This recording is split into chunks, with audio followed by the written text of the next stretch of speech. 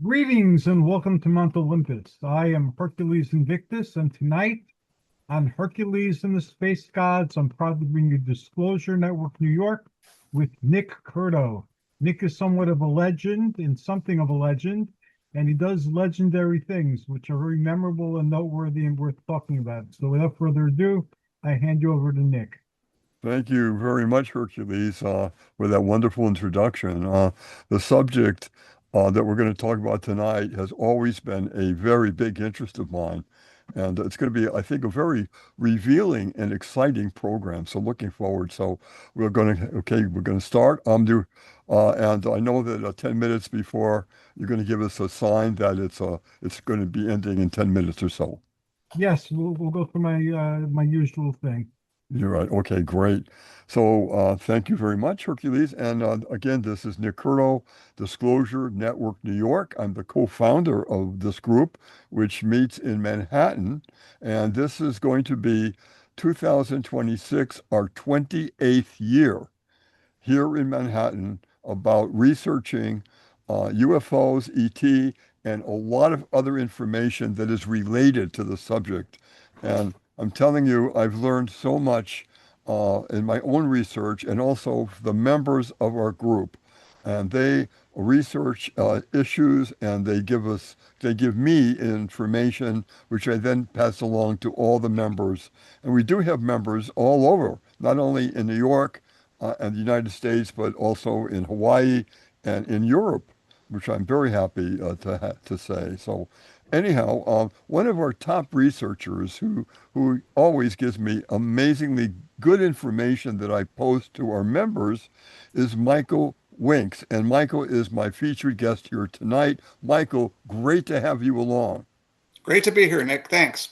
And let's go right into it, to your one of your subjects that you've done some work on, and tell the listeners what you're up to.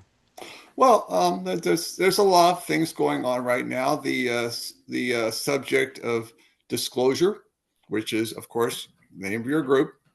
The subject of learning all about the notion of we are not alone, and we have seen craft and so forth is becoming much more public. It's becoming more mainstream. Congress people are in committees are coming out and saying all sorts of things like, well, we gather that Donald Trump has had meetings with the Nordics, and people are like, what the heck is she talking about?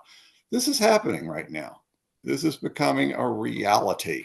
We are seeing uh, all sorts of, there's a recent documentary out, The Age of Disclosure, that is, some critics say, the CIA version of what's going on in the disclosure scene, because everything, as we know, in disclosure is always protected and,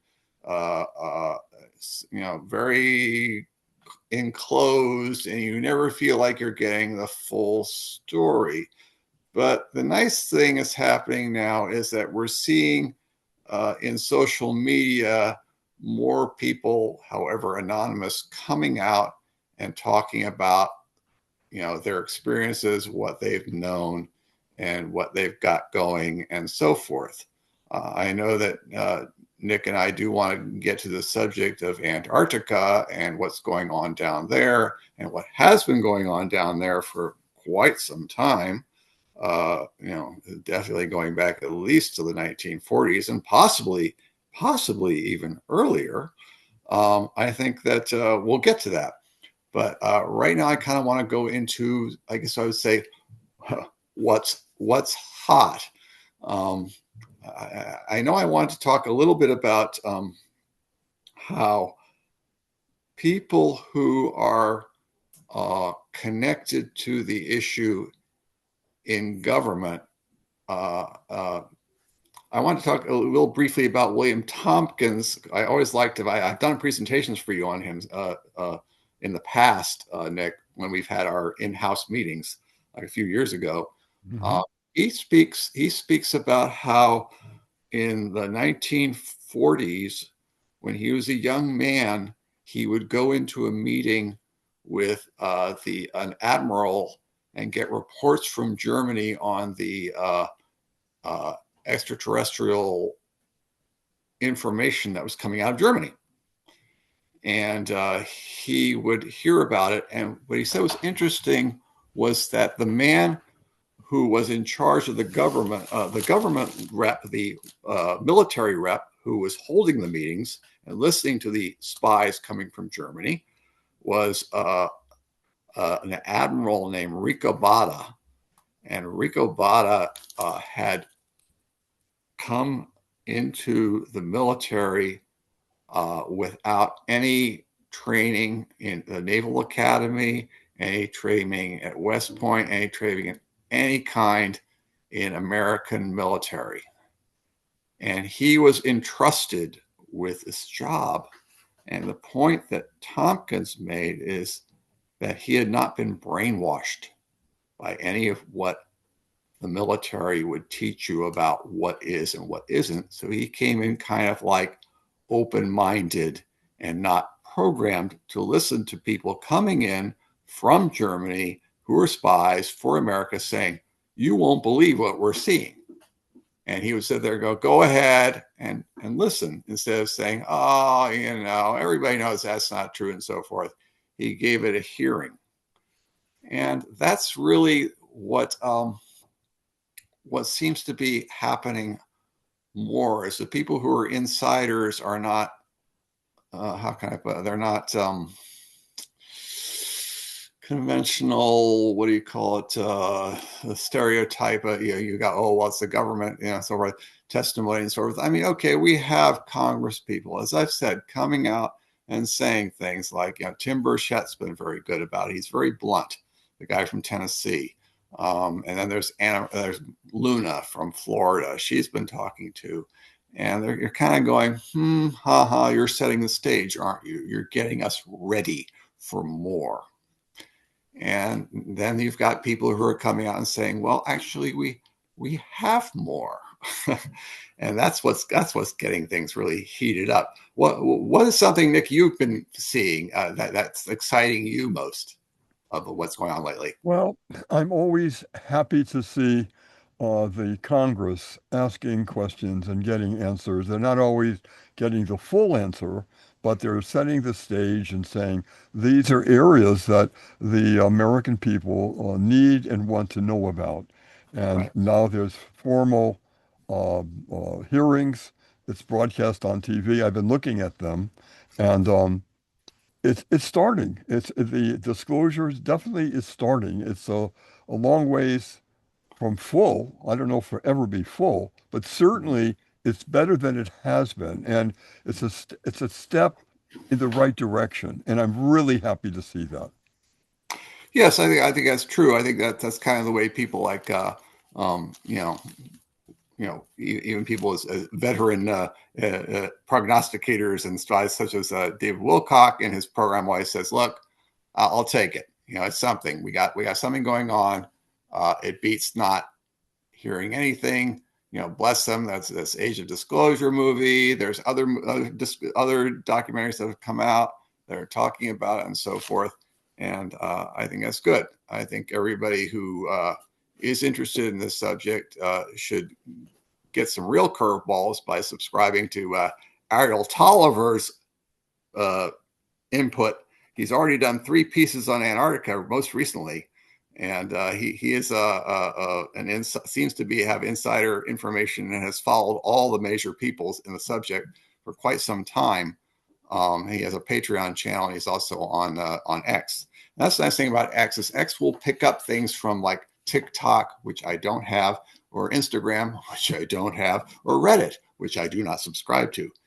And so the most recent exposure talking about the situation with extraterrestrials and other planets and so forth and where we came from a woman who she calls herself, so you can call me Rhea. So I was like, okay, I guess you're a woman. I'll roll the dice on that and figure that's the case. She said that she worked in defense. She worked in intelligence.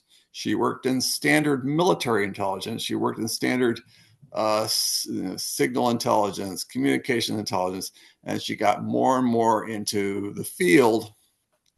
And then she just kind of happened onto, in her field, a meeting, which is what happens. People find things out. There's another gentleman, I'll sort of segue, but named Charles McNeil, who also has a whistleblowing story of 8 classified files that he has access to explaining what is happening with disclosure. But we'll push him aside for the moment and go on with Rhea.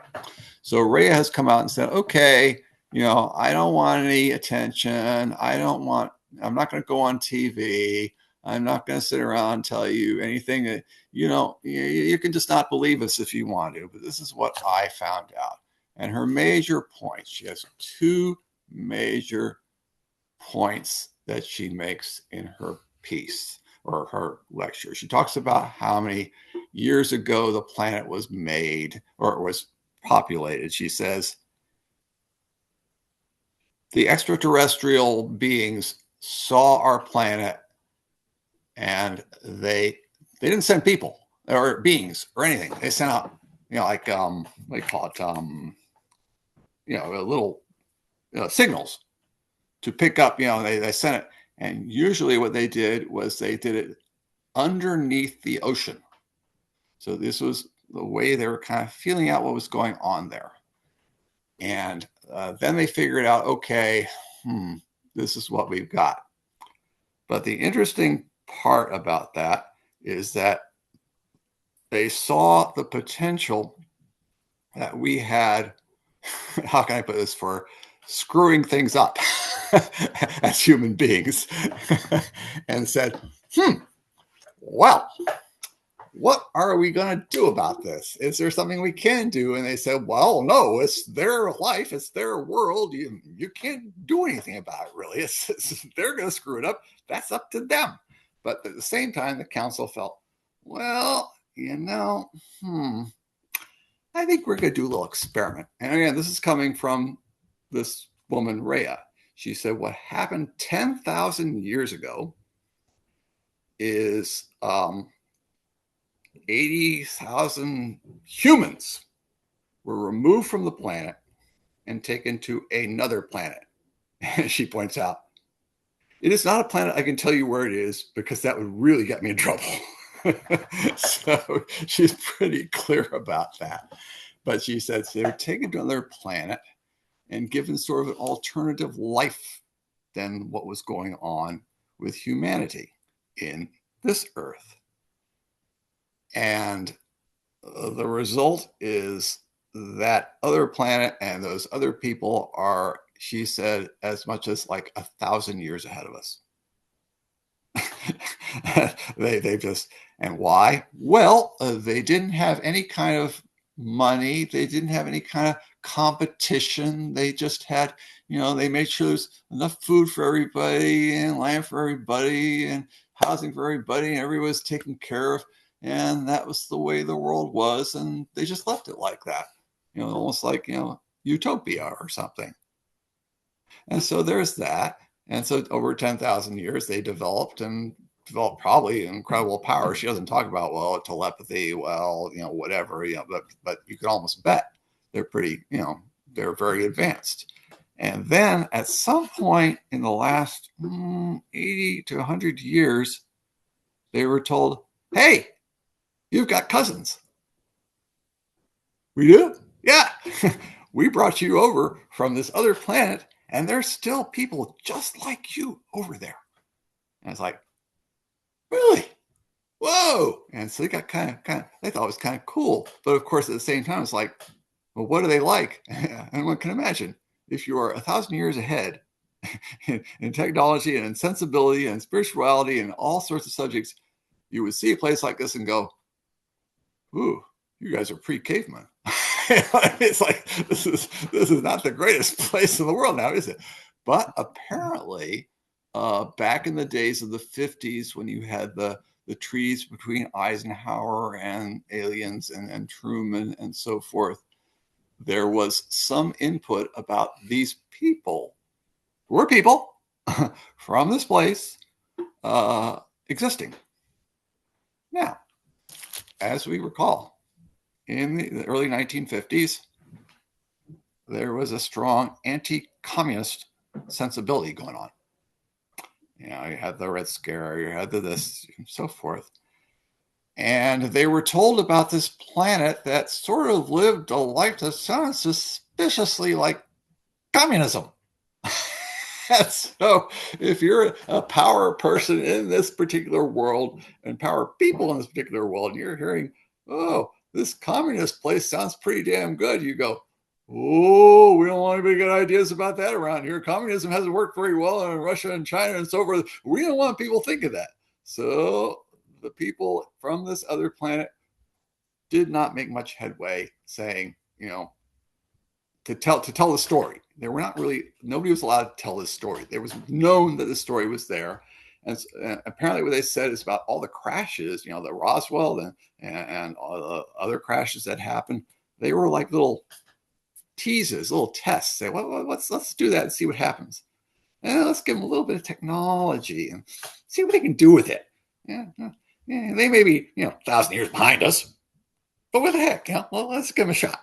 So that's what they were. They were not accidents. They were intentional drops of beings to teach us, what we could do and so forth. So we get it. What are we going to do with it?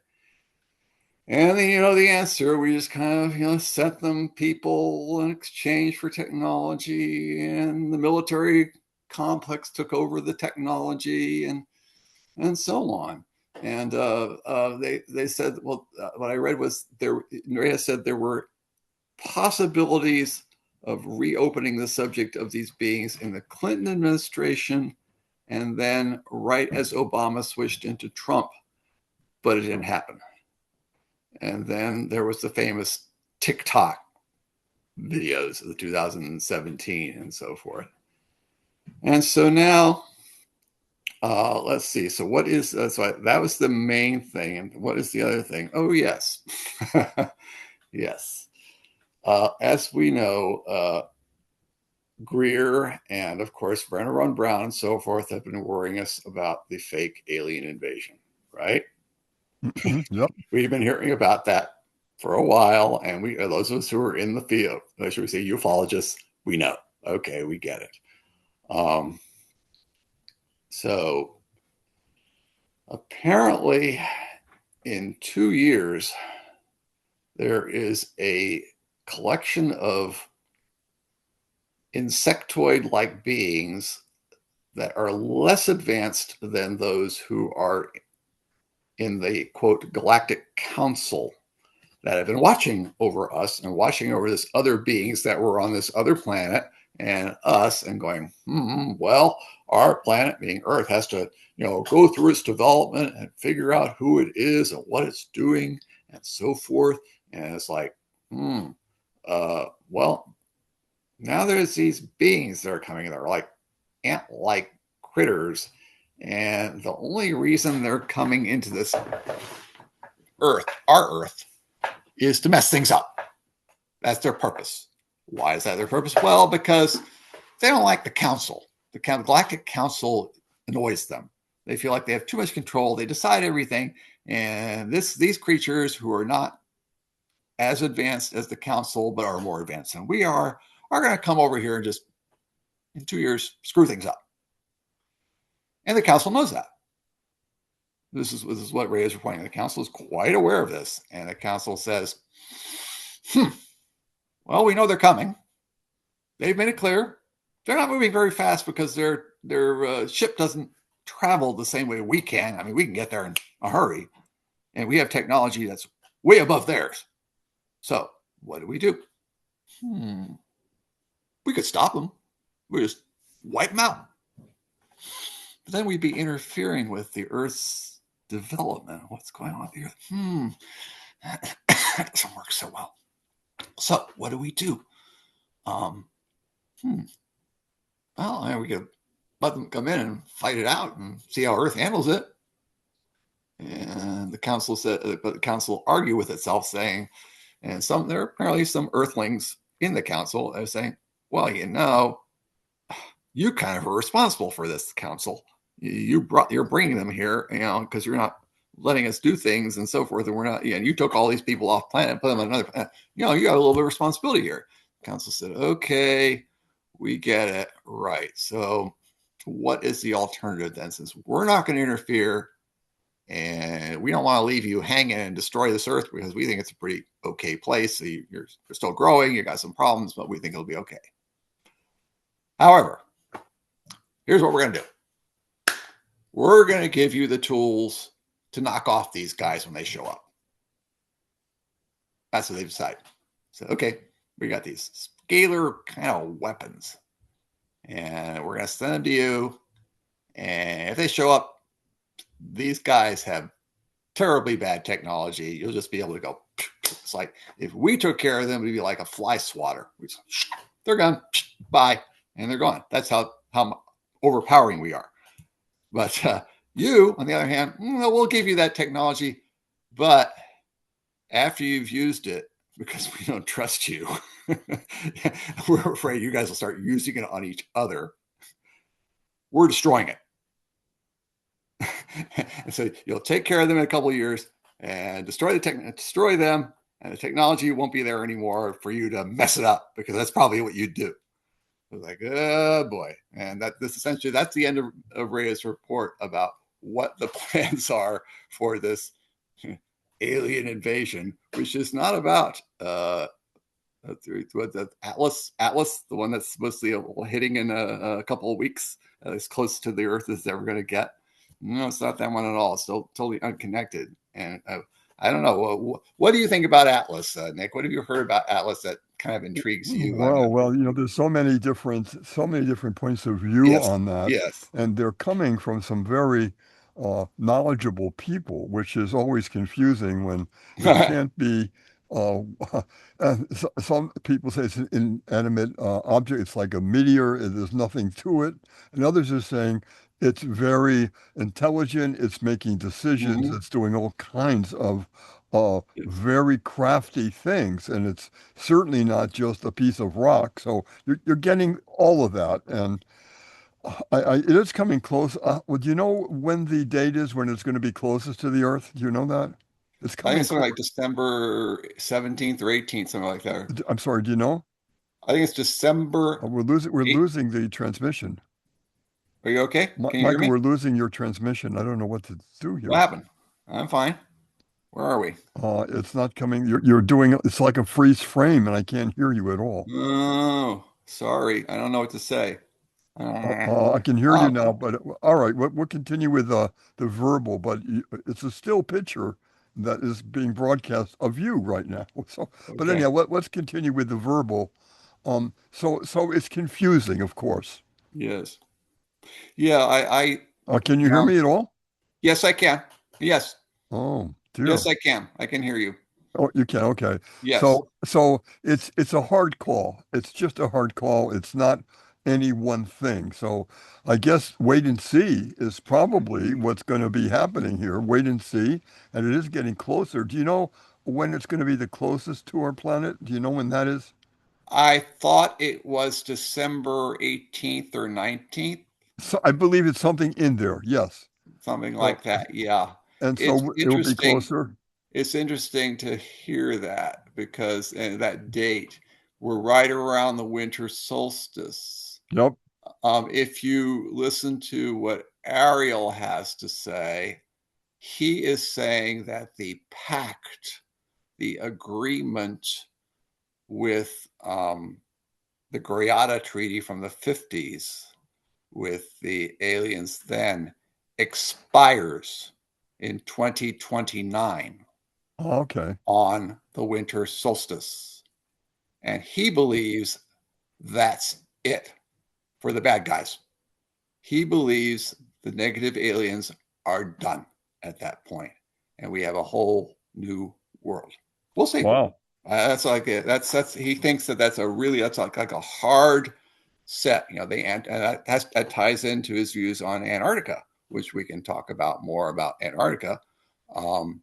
With what's going on down there, because lots of people think that Antarctica is a hub, a base for activities that go on all levels of the world, and that we're not really, obviously everything's protected from us. We know that there's been a treaty that goes back 60 years for scientific study in Antarctica, which is a cover story for things that have been going on there for some time. Do you want to talk a little bit about the what you know about the Antarctica beginnings? You know, Michael, there's so much really that's being put out now about that, and it goes way, way, way back, Mm-hmm. thousands of years, as it turns Quite out. right. Mm-hmm. Right now, there's a lot of activity, more than ever, down there. Many, many nations. I believe there's now about 70 places in Antarctica with our little encampments of different nations. Mm-hmm. Little America, it's interesting that that's what they call it, is where the United States is. They call it Little America, but a lot of the major countries are also occupying places there. And Mm-hmm. it's said that the agreement is that no one's claiming Antarctica for their Right. own. They're not putting flags up and planting their own flags and all that. That it's agreeing that it's going to be strictly for uh, uh, technical information. It's to study that huge. It's bigger than America and Mexico. It's just a gigantic place, and we really still, right up until now, know really very little about it. At least what's on the surface, we know a little bit. There's a map. I can't remember the name of it, but there's a map that goes back like 500 years. Piri Reis. Yeah, Piri Okay. Reis. What Mm-hmm. an interesting thing that is. Now, this is before Columbus decided to take his journey. And before that, and there's this map that was drawn up before that. And the interesting thing is it has most of South America on the map, and the bottom of South America, you can't even see it. They didn't know what it was. But when it comes to Antarctica, it is a very exacting description visually of the different areas, the different ports, how Antarctica is shaped, and it's almost flawless. It's as if something from the sky literally photographed it and put it on a map. Mm-hmm. And nobody has an answer for that. That's I wanted to begin because that's one of the oldest parts of the story. Right. Do you know anything more about the map?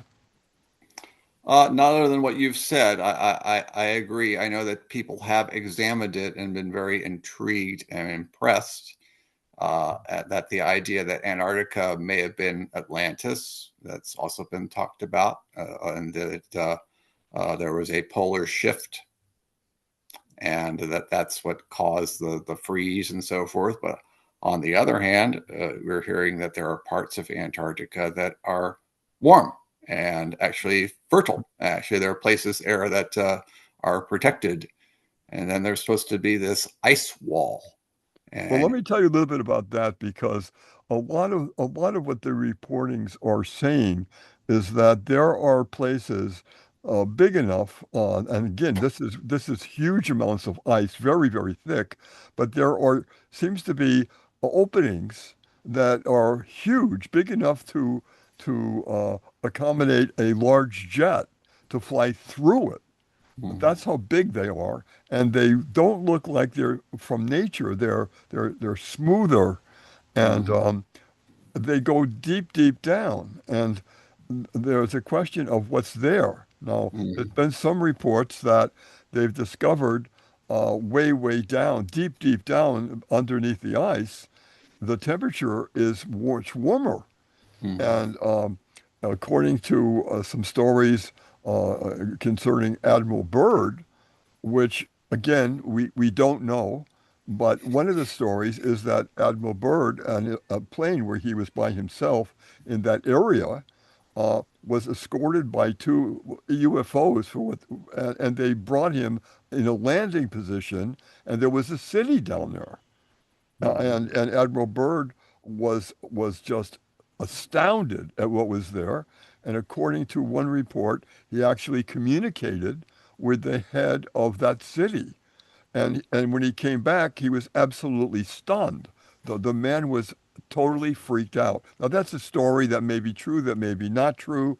Admiral Byrd, according to some people, left a diary, and some Yes. of the diary is Yes. describing what I'm talking about. Yes. Other people have said that the diary is a total false document, and there's nothing in it that's true. So again, and you decide. You know, you can read it, you can look at it, it's on the internet.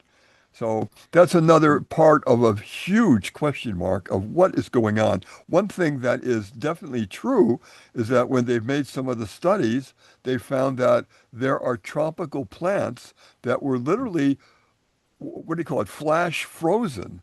Hmm. And that those, because they were flash frozen and put in ice, there are plants that were tropical, that are being discovered down there.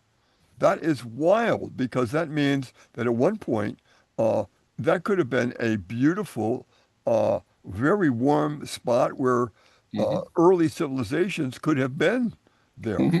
There's Absolutely. also reports, I'm sure you've seen some of the photographs of what appear to be pyramids Hmm. as Yes. big or in some kinds Yes. bigger than what is in Egypt. Hmm. Some people have said, no, no, no, it's just the way the snow and the wind is No. forming them. But some of them look too exacting to really be that story. It looks to me, from the photographs at least, that there really are pyramids. Now, that is huge. That's a big piece of information. I'm sure you've seen some of those photographs. Well, pyramids all over the world. Exactly. And so why wouldn't they be in Antarctica? They're all over. Right. You know, you sit there and you see the same construction of pyramids. You know, they're in Mexico, or they're in, Guatemala, they're in South America, they're in Africa, even China, certainly China, all over. All over the So yeah, world. That is pyramids huge. everywhere. Huge. That when that alone, uh, that's one of the big stories of all time. Is Sure. is is that that they made the mark with these incredible just to build the pyramid Hmm. with the massive stones. How in the world do you even lift and put into place Hmm. exactly some of these gigantic stones? And again, Perfect. it's like you said, Yeah. it's all over the world. That Perfect is geometry huge. too. Yeah, exactly. Everything is like laid out exactly. It's like, how do you do that? Just by what, you use pulleys and ropes? Come on, give me a break. So another thing too, and I think you briefly mentioned it, which is very interesting to me, is as you know, to get countries to agree upon anything, right? All countries, to them to be at the table and agree is a miracle Mhm. if it can happen. Right. And yet, when it comes to Antarctica, they all agreed at least in principle, that this was going to be a study of technical study, a scientific study of that area, and it wasn't going to be used as basis for military. Mhm. And everybody signed on the dotted line. That's an incredible feat, and you wonder, was there any leverage to make them all say, yes, we will sign that? I mean, I find that a miracle, and it's just Yes. in itself, Hmm. you know? So what was that about? Or Yeah. what were they told that we don't know? Well, obviously there is, it sort of dates back to the um, uh, German movement down there and creating New Schwabenland Yeah, and lands and so forth that they were allegedly told about by the Draco reptilians, ETs. And the Draco reptilians came to Earth to find a people who would be interested in helping them rule the world. And when they reached the Nazis thought they would essentially cooperate with this.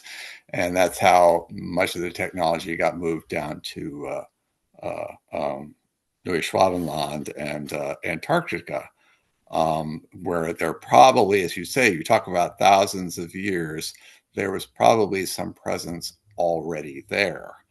And so when you think about Germany and they say, well, who won the war? A lot of people are saying, well, you may not know it, but We lost it. Why? Well, we brought a whole lot of, after Truman said he would not bring in any Nazis, well, now they just changed their names and brought them in anyway. They needed the scientists, they needed so and so, because they realized that what they had and what they knew about Werner von Braun and Diebus and all these people had was valuable, and they wanted it to be in American hands, not Russian hands, and so forth. And that was a big factor. And so here Another they thing are, too they're about bringing all these people in. Right. Another factor of that is that Werner von Braun, of course, is the most famous person, a scientist that was brought to this country. And of course, he headed the research, Yes. developing the rockets so that Right. we would hopefully win the race of rocketry. And Right. on his deathbed, as you know, Werner von Braun said there's a huge plan, and the end plan is to do a false invasion of the whole planet by ETs, which will scare the hell out of every country, and they'll all line up wanting to sign on to one world government, which is the plan. And it's to scare everyone into just doing that because it's going to be so scary. And when one of von Braun said, it's on the way, it will be coming. Now, that was when I heard that, and it was said by a couple of people who were there. Carol Rosin, his secretary. Mm-hmm. That's exactly right, exactly right. And so, oh my goodness, now right now, people that I've talked to have said a couple of who very knowledgeable people I've been meeting lately, and they said that if that had happened 20 years ago, they might have gotten away with it with a false invasion, with beings and ships and everything else. But right now, technically, we're so far ahead that it would be easily disproven. Yes. And so right now, I hope they're right on that. They said that they don't think it will happen anymore. But 20 years ago, it very well might have happened. So who knows? Well, it was 25 years ago that Stephen Greer hosted his big disclosure event. Yes. Yeah. And that's kind of when it was talked about too, being very aware of it. Exactly right. So that's At just a the little same portion. time, we have to remember that even then, in 2001, not too long before 911, that took all the focus away from that. Even then, we'd had a secret program for a few decades that had been going on. Certainly since the days of Reagan's Star Wars, things really got heated up on that. That's where the defense budget was blown up to large proportions, and most of it funneled off to the secret space program. A lot of it funneled off there. Oh, it's for missiles. Oh, it's for this. Yeah, we were designing missiles. We were also designing spaceships and space launches and this and that and so forth. So yeah, we've been doing this for a while, ever since the nice folks sent us those crashes to make us examine everything back in the 40s and so forth. And yet even then, obviously, the Nazis had a big jump. They say that the Nazis had a base on the moon by the 50s, so easily. So because they'd gotten a head start with, who they'd been working with since the late 20s and 30s. It's interesting. I recently heard of a guy. I don't know if you know who Jason Shurka is, but he has these videos he puts out about his health machines and so forth. But he has this guy with the Light System is the group, and they go around essentially trying to make things less bad than they could be. And they are supposedly a group for good. And Ray interviews him, and I guess he did a program on the secret space program.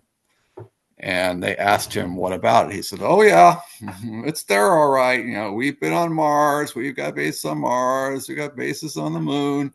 And he said, we established it in 1930. I said, 1930, that's an interesting year. Why would be 1930? But he said, yeah, that's when we first set it up. But what's interesting, of course, is let's talk a little bit about uh, uh, um, uh, uh, the gentleman who landed in Antarctica, the Admiral Byrd. Let's talk about Admiral Byrd again. He said, and it's the first time I'd ever heard that. And I'm not sure I'm convinced of it because everybody else is something different. He said, oh, yes, Admiral Byrd came down with all his army and all his planes and so forth. And, the story originally is, well, they all got wiped out. They got his butt kicked and he had to go back with his tail between his legs. That's the story. He had, when he went down there, he had huge amounts of huge ships. Yes. He had planes, everything. Yeah. Planes and supplies, I believe, for 8 months. Yeah, it was like for an invasion. And they turned around like what was a month or something and headed right back. And all of a sudden things got very quiet. Yeah. Like what happened? Why are you coming back so quickly? Right. But this guy Ray said, well, no, they switched. Americans took over the German bases there. Maybe the ETs didn't lose. The ETs kept control, but that there was a switch in the nationality, I guess, of the people. Although I'm not sure. I've been hearing in the last 5 to 10 years that the Germans have been clearing out of there and leaving it to other groups, such as the Americans and so forth down there. I don't know about that. I want to kind of go a little bit prep for you. I just saw, this was really weird. Like, you know how Facebook reads your mind and takes and tests you and things like that. It seems that way. It's like, wow, you know what I'm doing, don't you? There was an older former CIA agent giving a little testimony about how he saw some of Admiral Byrd's records and photographs. And I go, oh, it must have been about 1947, the whole invasion thing. No, it was from 20 years earlier. Oh?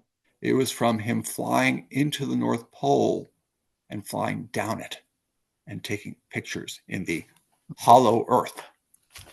And he said, I was in the room where the pictures were, but I was not allowed to see it.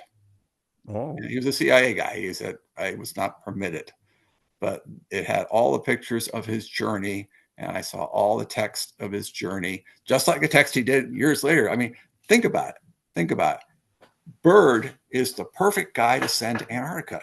He's already flown to the poles. He's already checked out the pole. He's like the explorer. He's the first guy to reach this such and such pole. And you go, oh, well, he's already an admiral. He's already served time in the military. Let's send him. He'll know what to do once he gets down there. Sure. It's that same sensibility that, as I said, the Tompkins story about using an admiral who had no connection with the mainstream military to check out what was going on with the extraterrestrial beings in Germany working with the German government. So it's the same sensibility of like, this guy would know. This guy could handle it. Well, if we throw him down there and he bumps into a couple of strange beings from other planets, Admiral Byrd could handle it. He was quite the guy. Yeah, apparently he could. What a career he had, military career he had. Like you were just saying, the North Pole covered it, knew it, and then the South Pole was covering it, knew it. But all the major stories were in the South Pole, Antarctica. That's where it all was happening, and it's still there's so much there now that that is covered up. There's no other way to say it. That it's like, don't say this, don't say that about it. Let's keep quiet, and you can't not know that by just listening to what's being said.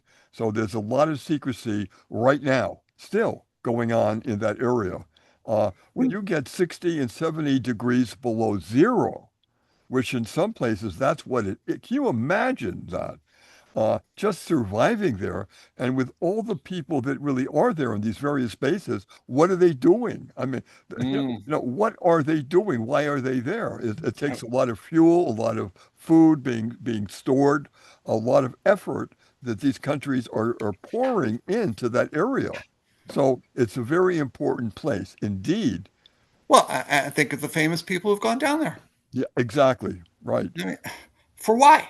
Oh, climate change. No, it's not about climate change. You don't go down to frickin' Antarctica to have meetings about climate change. You've got Climate something change else has going been down there, folks. climate change. Ain't that. You've got some meetings you've got going on with people or beings that are telling you have to be here for X, Y, Z, but you're just not going to tell us what it is because Antarctica is such a secret place.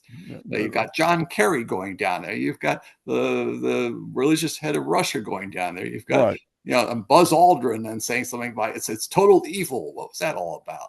He must have seen What was something so really, really important? bad. What was so important that all these people, in fact, there was a particular time when Yeah, all of a sudden there was some other things going on that were important, and yet they all got on planes and went to Antarctica. right, Why? What was going on there that was so important? We never got a clue. No one ever right. said anything Never about did. that. It's like what do you call it? It was the what do you call it? Central Station, major place. Like, so there really is something to Antarctica. So they're like, oh no, we're not going to say that. We wouldn't dare say that. It's like, well, yeah, sure looks that way. Exactly. So it's still quite the mystery, and I don't see any a light at the end of the tunnel at all yet. It's still very hush hush. China got a place now. It's the highest Sure. point in Antarctica. It's very, very cold there. The winds and the temperatures are crazy, horrible, and yet they've established a base there. Right, So there's a lot of interest in Antarctica, not so much in the North Pole. It's all the South Pole that seems to right. be where the focus is. So, Yeah, and again, I would nothing would surprise me now. Nothing would surprise me with everything we talked about, and we just skimmed the surface right. of some of the other stories about that area. Well, and they've talked about, there's various people in various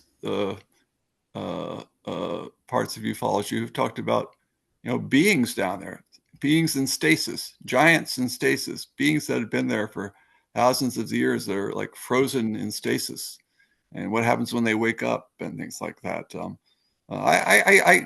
People have trashed it and so forth and said mean things about it, but I would go back if people were interested and watch some of the old cosmic disclosures with David Wilcock and Corey Good.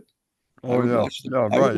I would watch them. They're very, very much. I've gone back and started looking at them because my girlfriend's interested, and she's been really enjoying it. There's a lot of very interesting material. Some of it has some very important people in it that are like Tompkins, like Michael Salla, like Mhm. Clifford Stone, very important people, and Emery Smith, who've all had experiences of interest. And I think that's really worth watching. I think that, and you can go to cosmicdisclosureforever.com, and he's got all the old shows because Gaia had a feud with Wilcock and Good and cut all their shows off. And as a result, there's a whole like 4 years of no shows, but this guy saved them all. And he's got them all on his website. And so you can watch them and you can look at the subjects and then say, oh, I think I'll watch about that. Sounds interesting and so forth. And, and even Ariel, as the guy I always talk about, Ariel, he also is appreciative of what they've shown, and especially even about Antarctica. He says specifically there's shows about Antarctica they've done that are, we're saying, pieces that have been written about things going on down there. They're talking about, energies that are coming out of there and coming out of the ice, some sorts of something that isn't natural happening. And so if it's not natural, what is it? Who's controlling it? What's behind it? I would say that as far as my writings, my research is concerned, nothing would surprise me if they said that 10,000 years ago it was a tropical paradise Yeah. and there were major beings there. Yeah. Uh, that wouldn't surprise me a bit. Uh, Also, the fact that it went from tropical to Antarctic freezing, like flash freezing. That's Mm-hmm. a very scary thing. Like when Mm-hmm. it goes from one extreme to another extreme in record time, and Right. animals have been killed by the thousands because of the weather change. Right. Isn't that incredible? I mean, that's scary, and obviously it's true because they found the skeletons of huge dinosaurs and everything else. Woolly mammoths. Yeah. Mm-hmm. Right there. So, Yeah. so they were killed, and some of them were flash frozen, so they Right. didn't know what hit them. And Yeah. if it could happen there, where else could that happen? I mean, Well, again, it that's why opens they up talk about another the pole door. shift. Yeah, they talk about the pole shift. Yeah, The possibility of that, and somehow the equator would be completely shifted, and the people in like the middle of the world, Africa and Central America, was all suddenly turned to a completely different climate, and the people up north would be like, oh, a whole different. Yeah, that's a possibility is there. I don't know what to make of that and what we can say about that, but also, what is the timing on that as far yeah, as our world right now? What is the timing on that? Because we know it's going to happen again. It's right, just that I would love, that's a question I will research, is what they're now saying about something like that. right.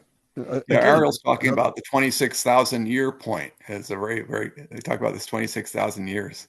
and where are we in that We're time? about to end. We're about to end a cycle. Yeah, we're about to come out of that 26,000 year cycle, which is like, ooh, what does that mean? What's going to happen? In the next 10 years, the next 20 years, do we have any idea? Yeah, next 5 years. Yeah, next few Really? years. Yeah, So that's, yeah. well, again, live it up. On the Enjoy your other life. hand, they talked a lot back in the late teens, the 2000 teens, we'll call it, Mhm. about the solar flash Oh, yeah. being a big deal. And I think they have found that it is not quite as extreme, that the solar flash has different implications. So as we are seeing, we call it CMEs, flash Right. things Michael, from the sun, and we do see that still. But the big blast that was predicted in the movie right. 2010, we're not looking at that right now No, anymore. no, I'm not at hearing that all. they're not seeing that. Michael, we have to wrap. It's been an incredible hour. I thank you so much for being my guest tonight, and I hope Glad that to we be can here. do in the new year at some Yeah, point. We could, there's some other subjects I would love to do a program with you. sure. Now, Disclosure Network New York, like I said, has been going for 28 years here in Manhattan. We have members everywhere. If you'd like to get membership information, I'm going to give you my email address, and you could ask me for that, and I'd be happy to forward that on to you. My email address is NICKNYNY1,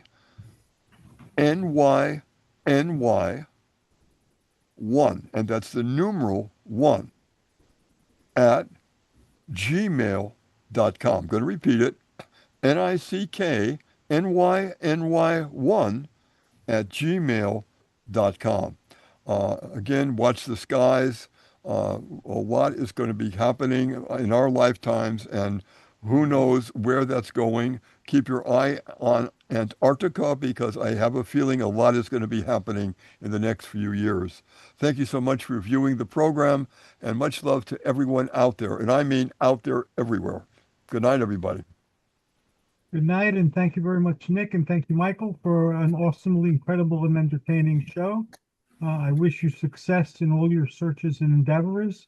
Thank you. And to those at home tuning in, until next time, this is us wishing you joyous journeys, amazing adventures, and a wonderful holiday season, and a happy new year. Thanks again, guys. Thank you very much. Love to everyone. Thank you. Good Bye. night.